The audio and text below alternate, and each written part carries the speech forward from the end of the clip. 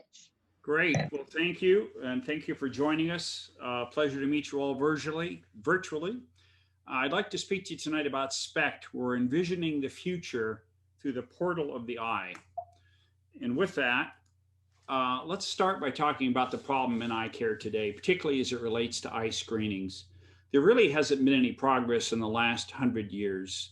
It's plagued today by inflexible delivery models, a pretty dramatic shortage of eye specialists, and basically leading to a situation where critical screenings are not happening.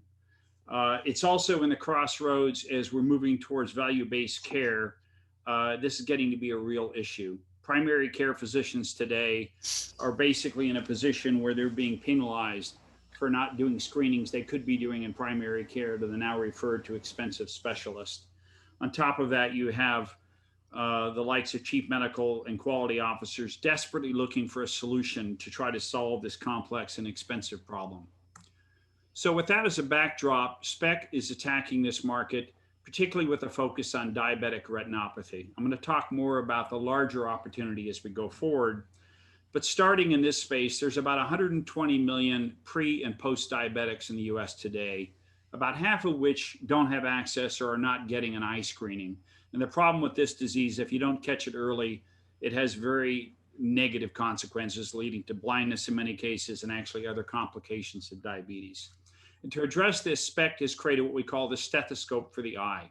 Very simple to use, easy, quick, no capital costs. Think of it as when you measure blood pressure when you go into a doctor, it's the same model. It's flexible. It can be used on Wi-Fi. It can be used on cellular, so it works well in home and remote settings. And we've done this all for under $250 a day in terms of a licensing fee. So very cost effective for primary care. And it gives them potential revenue of greater than $100 per patient. And as you can see, it really does dramatically reduce that bottleneck by opening it up to a much larger set of screeners, because basically this is done by nurses and medical assistants. So it's now really broadened out the market opportunity. It not only gets rid of the shortage of screenings, it also opens us up to building a very large repository of images of the retina, which will be very valuable, and I'll talk about that going forward. So our breakthrough technologies, we call the stethoscope, is really based on patented technology that untethers the specialist doing this screening.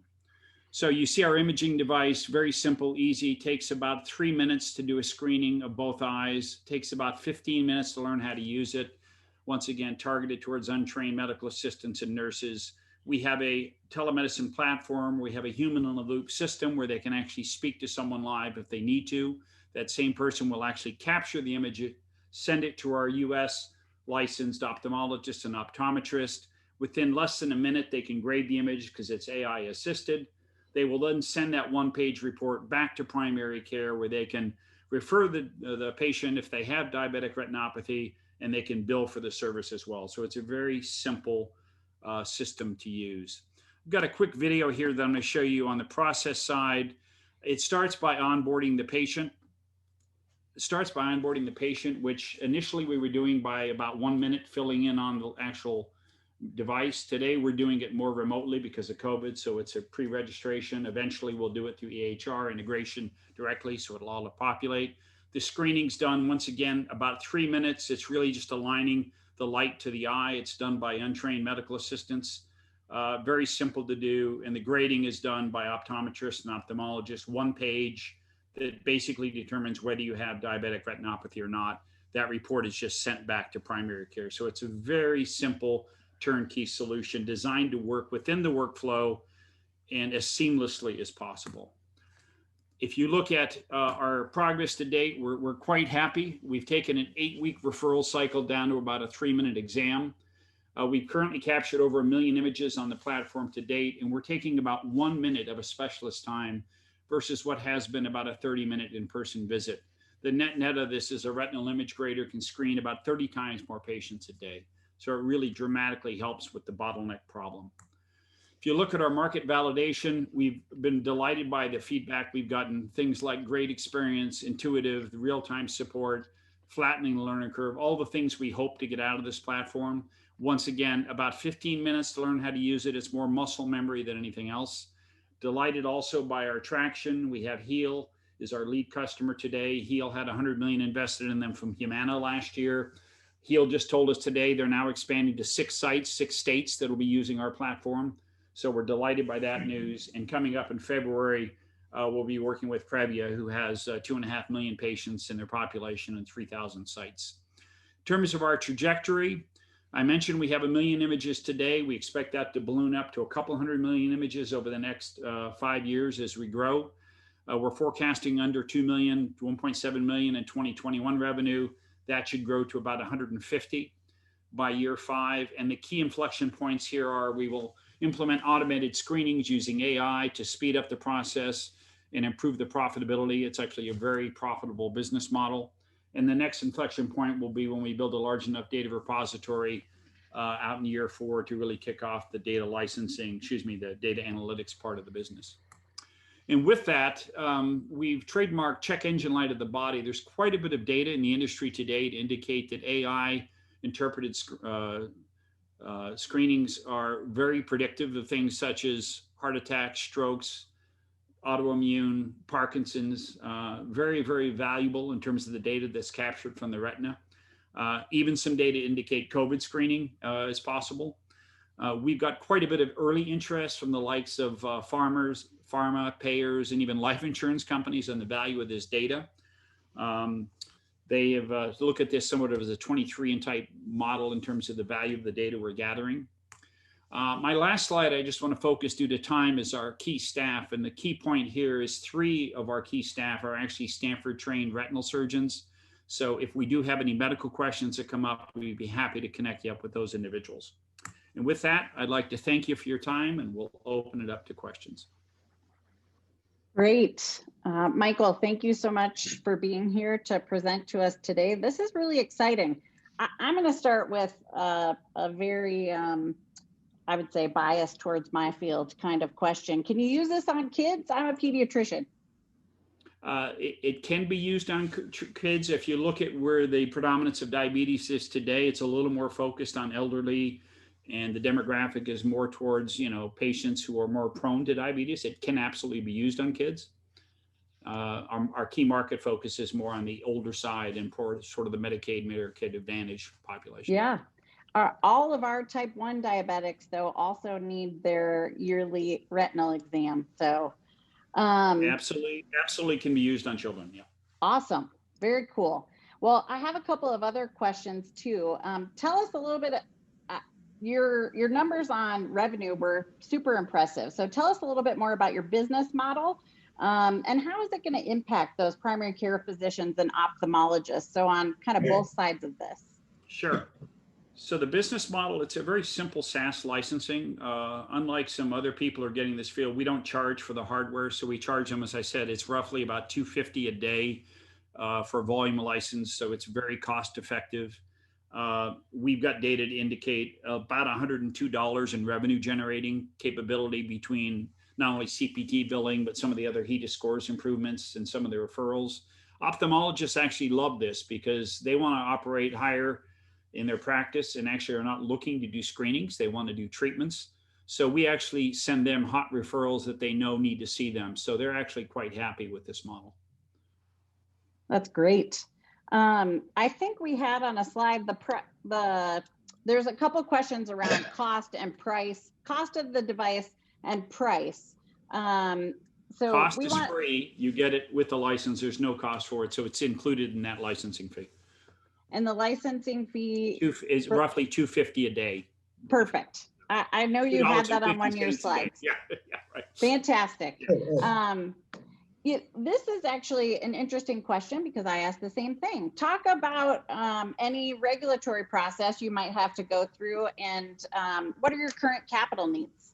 Yeah, so I flashed a little FDA logo on the back due to the short time. We are Class 2 exempt today, so we're cleared through Class 2.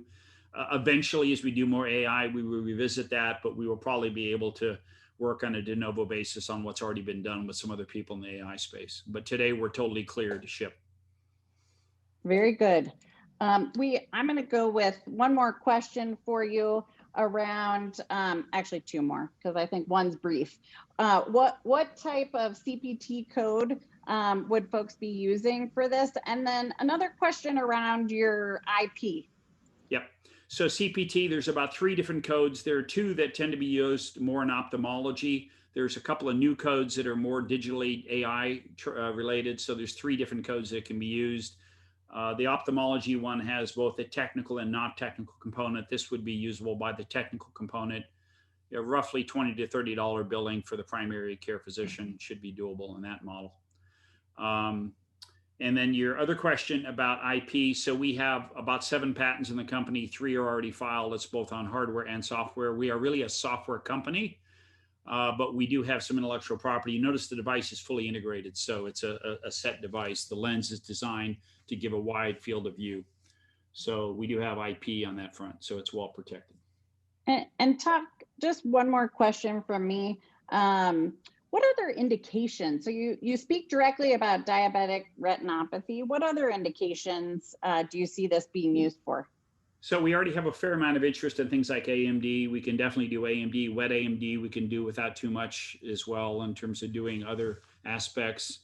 We're looking at glaucoma and other eye diseases. There's quite a few eye diseases we think we can add to the list. The broader value, as I mentioned, is really in non-eye related issues in terms of screening for some of the things I mentioned, some of the neurologic cases and so forth. Great.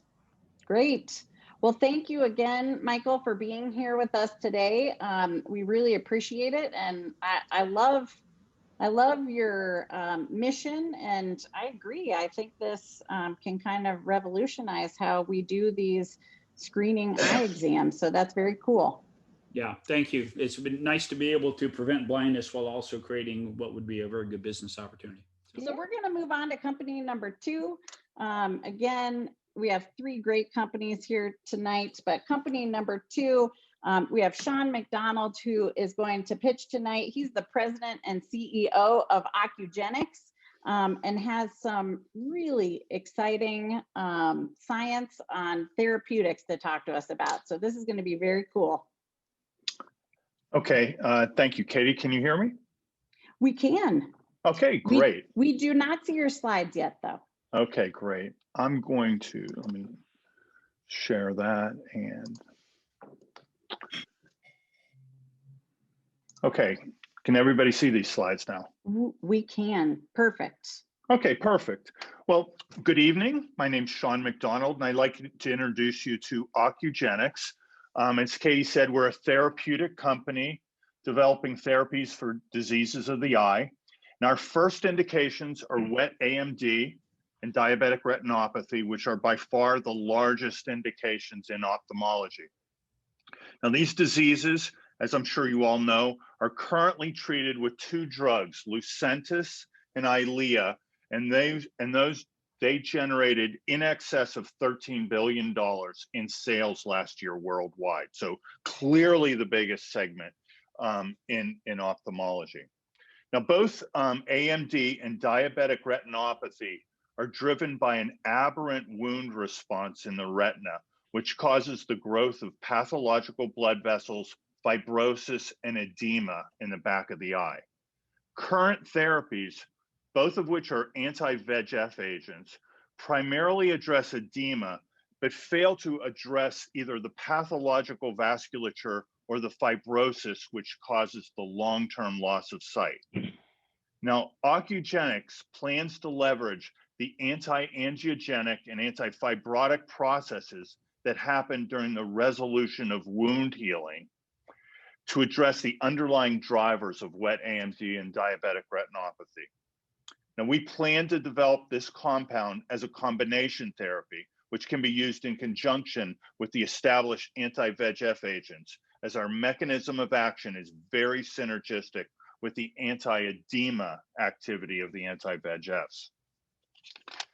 So the founders of this company, after 2 decades and over $20 million of NIH funding into the molecular mechanisms of wound healing, were the first to describe the key pathway that drives wound resolution and the associated anti-angiogenic and anti-fibrotic phenotype. of note, Dr. Wells, who's joining us tonight, is president of the International Wound Healing Society. So we know a great amount about this topic. Activation of the CXCR3 pathway drives a molecular cascade which causes the vessels to detach, lose their motility, which in turn induces cell death. This CXCR3 pathway is only upregulated in nascent and pathological cells. And so, like in wound healing, established vasculature is not adversely impacted. Experiments have shown that even in the presence of VEGF or other growth factors, activation of the CXCR3 pathway will still induce this anti-angiogenic process. The company has worldwide exclusive rights to develop this family of compounds in ophthalmology, oncology, and fibrosis. This exclusive protection runs through the year 2037. So approximately 50% of wet AMD patients develop fibrosis within the first 2 years of initiation of treatment. The 5-year incidence numbers are much higher than this. Now, development of fibrosis is one of the best predictors of long-term permanent loss of sight in this patient population. It is critical that fibrosis is addressed early, as once this turns to scarring, it's very, very difficult to rectify. Our compound, Ocupep, is the only therapy either on the market or in the clinic that addresses this critical pathology of the disease. Now, the company has refined its compound through computational biology modeling on supercomputers and has then confirmed the efficacy of those compounds in animal models. In total, we've conducted over 10 separate animal models with this family of compound. In an ophthalmic rabbit model for trabeculectomy, which measures both vascularity and fibrosis, the compound demonstrated a 50% reduction in fibrosis and a 70% reduction in vascularity while preserving the health of the eye. In the gold standard animal model for retina disease, the mouse CNV model, which is conducted at Johns Hopkins University, the compound was able to demonstrate a vascular regression of over 60%. This compares favorably with the performance of the standard of care in these models. So the company has completed all of the preclinical tasks required to start the IND enabling studies. We've completed safety testing in 3 species, including rabbit, mouse, and monkey, with no indication of any toxicity. And the company's completed the CMC work, including manufacturing, stability, and formulation, with no remaining issues.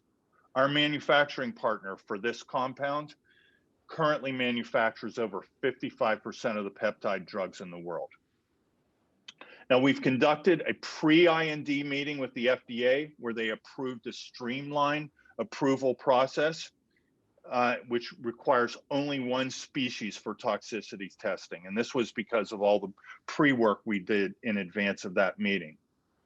Now, our protocols have been finalized and vendors have been identified in each of the significant remaining activities, and direct project costs total about $2.4 to $3 million. Our plan is to raise $4 million to fund this work and some other ancillary company activities. Our plan is to close this fundraise towards the beginning of the second quarter of the year. We feel confident that this work will lead to an open IND. Now, relative to the size of this market, there are few companies developing therapies in this segment. This is a comprehensive list of all the companies that have been approved by the FDA to do in-human trials. Every company that has received an open IND in this area are either public or preparing to go public. And as you can see from the slide, they have very, let's say, generous valuations for early stage companies. The $4 million financing will allow us to complete the activities required for an open IND opening up significant financing and partner opportunities for the company. With an open IND, companies in this segment have realized values between $60 million and $100 million of company value. And with a completion of the early phase 1, phase 2A type studies, those companies have been able to access the public markets. So thank you for your time telling us the story. And if you would like to learn more, this is how you get in touch with us. Thanks. Great. Sean, thank you so much for being here today. This is really exciting. I mean, it seems like you guys are focusing on clearly something that no one else is focusing on, which is awesome. I do have one question to start out with. I know you talked a lot about macular degeneration. Are there other eye diseases that this therapy could be used to treat? We actually have early data in dry eye disease, which has a completely different pathology, but we think that we've got evidence because this is anti-inflammatory. It may preserve goblet cells better. So that will probably be an indication we start working on in earnest next year. But so there are other eye diseases that we think these compounds may be promising for. Great. And Dr. Bro, who's here with us on our panel tonight, has a question. What is the volume of the injection? Can it be administered with anti-VEGF injections? And then how many injections on average will a patient require? We expect the volume will be the same. The same volume as the current IVT treatments, Lucentis and Eylea. And so that's between the two of them, that's the maximum probably that can be tolerated by the patient. We expect on a dosing schedule to mimic what the existing therapies are. There's 3 loading doses and 3 subsequent months. And then after that point, either every other month or every 3rd month. That's one of the things we'll need to establish in the trials. I think the scientific basis of feeling that is that we're activating a pathway that causes the death of the pathological vessels. So instead of just blocking a stimulus with the anti-VEGFs do, this is a permanent resolution of that, and therefore ultimately should be longer lasting. That sounds great. Really exciting. We have one question from Dr. Bacaluso, who's in our audience tonight. How much capital has been raised since 2015, 2016? There's been several $1 million of that, and there's been, as I said, there's been $20 million of non-dilutive financing gone into the company, and then there's been several $1 million of both in-kind and angel investments up until this point as well. Great. And I want to make sure, because this was pretty impressive to me, tell us more about your IP. I mean, we're this technology, and I don't know if Alan's on the line, but this IP was developed, is owned by the University of Pittsburgh. It came out of Alan's lab, and we have exclusive rights. These are issued patents, and both international, and we have composition of matter protection, and it's exclusive protection for the end of it, which we calculated will be 2037. All right. So it looks like we quite just a long. promoted. Okay, sorry. No, I'm sorry. Go ahead. No, so I'm saying, we have quite not only a long patent period, but we've made sure from the beginning that the IP we have, it's composition of matter, so it's very strong in terms of the type of protection we have as well. Great. Alan, we just promoted you to panelist. Do you have anything else you want to add to that question? Am promoted to panelist. Yes, you can add anything you would like to that answer. So we are also what qualifies by the FDA as a new drug category, which will give us 5 years of exclusivity in the realm of anything that activates this pathway once we get approval to be used clinically. So that's even better than the patents. Yeah. Yeah. That's fantastic. Thank you for adding that. And Sean and Alan, thank you so much for being here tonight and telling us all about Ocugenix. I'm you. assuming those who are ophthalmologists or optometrists out there are pretty excited about what's coming down the pike. This is very cool. So we'll go ahead and put up the poll for Ocugenix. And Sean, if you'll pull down your slides, we'll put up the poll. Again, the companies we have tonight are awesome. And our third company is no different. So I have, and Jay, I apologize if I butcher your name because I meant to ask you, Jay Cormier. That's great. I've been called a lot worse. Okay, President and CEO of Eyedaptic. We're excited to have you here as well. Take it away. Okay, well, I'm going to start my timer. Thank you very much for having me tonight. I'm Jay Cormier, founder and CEO of Eyedaptic, and we're here to talk about our augmented reality visual aid. And also a big shout out to Dr. Bro for helping out as well. So once I get my slides going here, this will go a lot faster. So we're here to talk about AMD. We just heard a little bit about AMD. We've been focused on dry AMD because that is the leading cause of vision loss for people over 60. And the big problem with dry AMD, which is 90% of the problem, is there is no cure or therapy whatsoever. Hopefully there is one soon, but there is not one yet. And that affects over 150 million people worldwide. So let me just dive right into our technology. What do? We are an augmented reality visual aid. This completely integrates with the real world. You wear it just like a pair of glasses. You're fully mobile with it. We take advantage of the best augmented reality hardware. We take the image in through the front mounted camera. We process that image with our proprietary software, and then that's displayed on the displays that sit in front of your eyes. This is an FDA Class 1 exempt device. We just had our first patent granted, and we have 9 patents pending behind that. So just to be clear, and let me emphasize, we are focused on the software. And it's not just one piece of software that fixes people's problems. It's just not one piece of software that addresses all their needs, because everyone does have different things going on between macular degeneration or Stargardt's or something like that. So we have a pipeline of over 12 different adaptive software systems. This ranges from anything from pixel remapping to a variety of image enhancements, as well as machine learning driving autonomous user interface for a more natural viewing experience. So diving right into our clinical study, although again, we did not need a clinical trial, we felt it was very important to provide a clinical study to make sure we understood how this worked with the patients. We had 2 main endpoints. One was visual acuity naturally, but this is visual acuity in a reading situation, okay, not just on a plain old eye chart. And what we saw there was a doubling of visual acuity.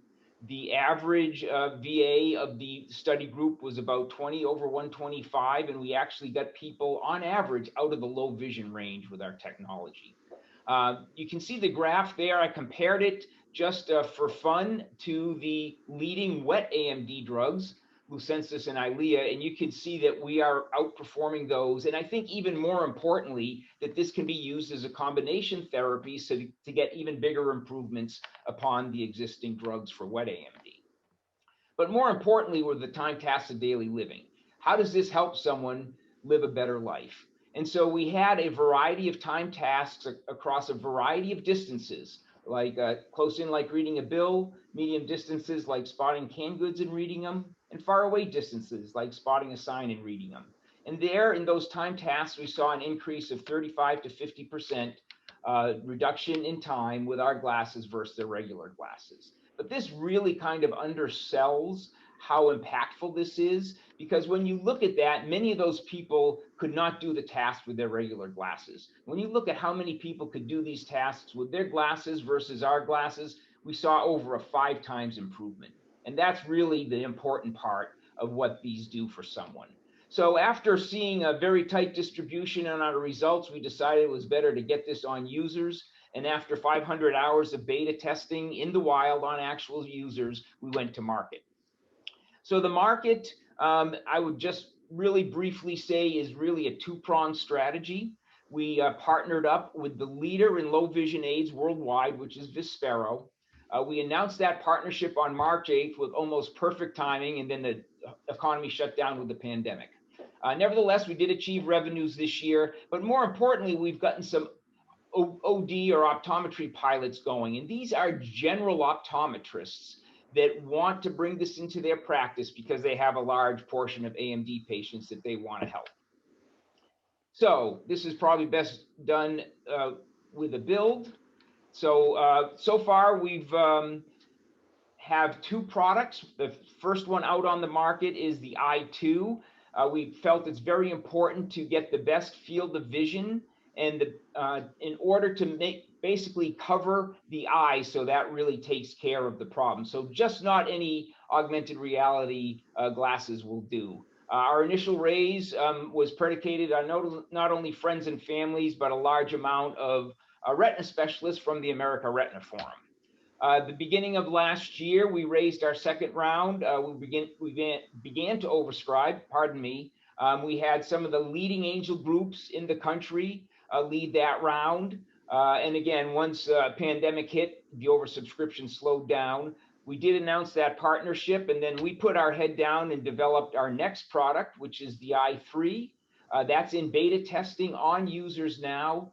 Again, our first patent granted, and we also put in for an NSF grant on a completely different macular disease called macular pucker, which is a different yet set of technology based on augmented reality. We are just ready to start benchmarking our i4 product, which will be introduced later in the year. And you can see a gradual progression in improved field of vision from the glasses, improved displays, but just as importantly, even lower weight to make that more comfortable and natural viewing. So we are raising $1 million now.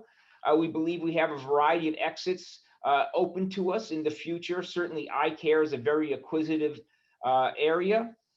The closest analogy is really hearing aids, which is the same market size and demographics. Eargo just went public with a $2 billion market cap on 60 million in revenue. And Orcam, which is just an optical character reader, is valued at $1 billion. So we see a lot of potential there. Some of the best ophthalmologists in the country and the world are on our advisory board, along with some of the leading low vision optometrists and advisors. So with that, I would be happy to take any questions. Great. Jay, thank you so much for being here and for telling us all about Eyedaptic. This is super exciting. One question that we got from the audience, does your product help patients with glaucoma or corneal scar? And I would make that a little more generalized to say, what other diseases could this technology be used for? Sure. So it's a really good question. We have focused on AMD. We do want to run some more clinical studies in some of the areas. Certainly the other central vision diseases like diabetic macular edema, like Stargardt's, is an easy fit. We have tried it on some glaucoma patients, but glaucoma is kind of the reverse. It's a loss of peripheral vision. So I believe we need to redo our software to be more impactful for those type of people. So certainly it can help with others, but it's not one size fits all, and we're still working on some of those. Great. We have another question from our audience. How has your business, I know you said some of your pilots have been a little difficult because of COVID, but overall, how has your business or sales been affected over the last year with the pandemic? Right. Well, it's a really, I would say it was really tough for the eye care specialists. They were probably one of the most impacted early on, and 90% of those practices shut down hard. So that certainly delayed things in the beginning of the year. We have seen that reopening. The ophthalmologists and optometrists are all mostly back in business, so we're seeing that pick up again, our pace of demos. So I think that's all going the right direction. Places like the VA do reimburse this, and the VA is certainly not open yet. So it's still not 100% by any means. So tell us a little bit more about the reimbursement. So the VA reimburses. Do other insurances reimburse for this type of technology? Right. So this analogy, again, is just like the hearing aid analogy, which is why we priced it like hearing aids. Hearing aids, for the most part, are a direct consumer payable. Although in the VA, they will be reimbursing both hearing aids and visual aids fully, that is the exception, not the rule. So insurance, for the most part, covers very little. This is out-of-pocket payment. But again, hearing aids is an $8 billion market, so we certainly believe that the business model is valid. Great. And another question from our audience. Folks want to know, what will you do with your raise once you complete that raise? Right. So we plan to, again, develop and complete development of the next product. A good part of that raise will go to the launch so we can scale the business because we think these next two products are the one that are really going to start taking over the market. So some of that's going to sales and marketing, obviously, but those are the main sources of use of funds. Great. And Dr. Bro, who's on our panel tonight, has another question for you. Is there an opportunity for eye doctors to increase their optical revenue with this technology? Well, certainly I believe so, and I know Dr. Bro does as well, because what we find is it doesn't necessarily take the MD, or even for that matter, the OD, to spend their time with the patient. This can easily be done by their optician. So after an initial diagnosis, I think it's entirely feasible to turn that over to an optician to do kind of the initial training and help the bring up of the patient. So I think it's a great add-on business if you have, a large portion of AMD patients. Great. I just want to go back. I know you talked about this toward the beginning of your presentation. You talked about the fact that there are over 12 different adaptive systems that are in the pipeline. And you specifically told us about a couple of those, but I'd love to learn a little bit more about the technology. Sure. Well, this is one, and thank you for the lead in, Katie. This is one of our adaptive systems. This is really what we call auto zoom. So this is just one example of the many where we do a couple of different things. We are looking at the image. Of course, we don't see what the patient's looking at, but our algorithms are looking at the image, and it's looking for text. But at the same time, it's monitoring head motion and also focus of attention of the user. When a user focuses on text, the algorithm sees that text. It will take actions automatically, for instance, like zooming in so they can see it better. So this is very much, if you think of the Nest thermostat, this is a Nest for your eyes. You can override those. It can learn your preferences. And what we have is people walking around the store, never having to touch a button, and they can move between labels. They can move between signs and just be able to shop again. And as one of our patients says it, he doesn't have to buy the same cheese anymore. Well, they certainly are a smart pair of glasses, right? Yes. Very exciting. Thank you, Jay, for being here, and thank you for presenting on Eyedaptic tonight. I'm going to take this opportunity, because it looks like I have a little more time, to ask one additional question for each of our companies tonight. And I'll start with Mike from Spect. So, there might be some folks in our audience tonight that might be wondering, who are your graders? Who are reading these exams? And what if we have some ophthalmologists on this webinar tonight that want to become graders? Yep. Well, we would love to discuss that with you. We actually have a combination of graders that we've pulled in. We're also working with some people who do it sort of across the nation, but we are always looking for more candidates who would like to do that. So if you have interest, please contact me. We already have a battery set up to cover what we need, but we're planning to grow pretty dramatically so we can use more. Love it. And one last question for you, Mike. There was another audience question that I didn't get to earlier, and they wanted to know what's been the uptake by optometry. So we're talking to the likes of a VSP right now about how that might fit. Optometry could be an expansion model for their current business, because if you look at what optometry is doing, they've been trying to sort of grow up in that space.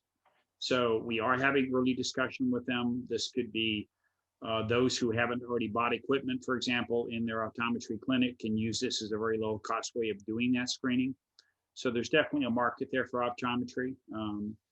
We started with primary care, but there's no doubt optometry is another space we could look at. Great. Thank you so much again for being here tonight, Michael, and sharing with us about Spect. I'm going to move on to Sean and Alan and Ocugenix. You talked about some other eye diseases that this therapy could be used for. Are there potential applications outside of ophthalmology? You're on mute there, Sean. Sorry about that. Alan, you want to That's take okay. that? You're on mute. Okay. Thank you. There are plenty of diseases that really relate to fibrosis. And big one is lung fibrosis that we're... Alan, can you speak up just a little bit? There are plenty of diseases related to fibrosis that we think this would work in. A big one currently, and also a sequelae of COVID, is pulmonary fibrosis. And over the last few months, we've launched a research-based effort at the university to look into whether this could address that in novel ways that are very patentable in terms of not just composition of matter, but delivery and targeted delivery. There are other fibrotic conditions, including issues related to cancer, which has a fibrovascular aspect for which we have patent rights also. Great. So a few uses, it sounds like, outside of the eye. There was one, again, question from the audience that I didn't quite get to. Someone was interested in knowing the volume of injection that needs to be administered. So we're looking at between 25 and 50 microliters into the eye, which is the same as Eylea. We're still getting feedback at the end from the ophthalmologists of whether it's easier to go 25 or 50. Obviously, the smaller is less traumatic, but maybe harder to give an exact amount. But both of these would be compatible with co-synchronous injection with the Eylea Lucentis. Right. That makes complete sense. All right. Well, Sean and Alan, thank you so much for being here with us and telling us all about Ocugenix. Thanks. Jay, back to you and Eyedaptic. Can you tell us a little bit about who your competition is and why is this better than what's out there currently? Sure. So the basic concept, Katie, goes back to actually NASA 30 years ago. But the technology's never really been there. The processing power hasn't been there. So some of the early players tried this with virtual reality. Conceptually, it's the same thing. But of course, that takes away your peripheral vision. You're completely immersed. And so therefore you have no mobility. So we think that, the augmented reality and the glasses format is much better. But the other big thing is we're focusing on differentiating with the machine learning and making this a more natural viewing experience as opposed to someone having to control everything themselves. Great. And one last question for you. I know you guys have had a lot of hours of testing so far. Are you planning any additional studies moving forward? Yeah, so we do a couple different things. We always have beta user testing before a product launch. We kind of make that a rule. We just believe that's the right thing to do. From a clinical study standpoint, the one we had queued up was diabetic macular edema just before COVID shut things down. So that's kind of the next one to do the study on. And again, I alluded to our grant, that's around macular pucker, which is the scarring of the retina. So yeah, lots more on the horizon there as well. Great. Thank you again, Jay, for being here tonight and Thank you for having me. telling us about Eyedaptic. Big thanks to everyone who attended the webinar tonight. Thank you so much for joining us. Thanks to all three of our companies who were pitching tonight. You guys were great. We were happy to have you. Lots of exciting things happening in the field of ophthalmology. Our next pitch club is going to be in another 2 weeks, just after Valentine's Day. And of course, we are going to feature startups in the field of cardiology because it is Heart Month. So please join us in 2 weeks for our next pitch club, again, centered around innovation and technology in the field of cardiology. As always, come check out AngelMD.co, our platform. You can sign up for any and all future events and take a look at the companies, not only that we're pitching here tonight, but those that didn't make the cut. Thank you again for being here, and we'll see you in 2 weeks.